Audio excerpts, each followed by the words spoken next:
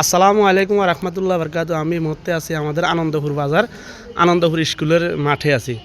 মাশাআল্লাহ আলহামদুলিল্লাহ আমাদের এই আনন্দপুরের ছাত্ররা আমি যে একটা হিন্দু ভাই ভিডিও করছিলাম অসহায় হিন্দু ফ্যামিলির জন্য ঘর একেবারে ভাঙলো তার জন্য।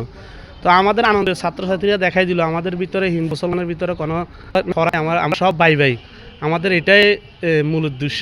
তো ওনার জন্য সবাই বাজারে হাঁটি হাঁটি প্রতিটা দোকানে যাই যাই টাকা তুলছে। তোমরা একটু কথা বলো, তোমরা কি একটা সংগঠন বলো? আসসালামু আলাইকুম। আমাদের আনন্দপুর উচ্চ বিদ্যালয় ছাত্রছাত্রী স্বেচ্ছাসেবী সংগঠন। আমরা এই সংগঠনটা উদ্বোধন করি আমরা 2024 সালে প্রথমে জানুয়ারি মাসের 9 তারিখ থেকে। আমরা আজকে যে মিনাজ ভাইয়ার ভিডিও দেখেছি আমরা, যে একজন বৃদ্ধ লোক, তিনি হিন্দু হোক মুসলিম হোক সবাই ভাই ভাই ভাই ভাই। আসলে উনি খুবই অসুস্থ আর একদম দায়িত্ব পরিবার, তার ঘর বাড়ি ভাঙা আমরা দেখেছি। তাই আমরা আনন্দপুর বাজার এবং মুন্সিয়াট বাজার থেকে সকল দোকান থেকে আমরা হেঁটে হেঁটে টাকা উত্তোলন করেছি এবং সকল দোকানে গিয়ে তার যে একটি অসুস্থতা এবং ঘর ভাঙের কারণে আমরা সবার কাছে বলেছি, এটা সবার কাছ থেকে আমরা টাকা তুলেছি।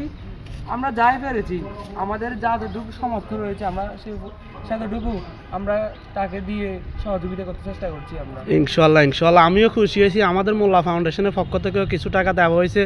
আরও আপনারা সবাই এগিয়ে আসেন এই হিন্দু ভাইয়ের জন্য। আমরা দেখাই দিই আমাদের ভিতরে কোনো হিংসা বিধেভেদ নাই, আমরা হিন্দু মুসলমান সব আনন্দপুরবাসী ভাই ভাই। ওকে, আসসালামু আলাইকুম ওয়া রাহমাতুল্লাহ। ভিডিওটা শেয়ার করে দিবেন।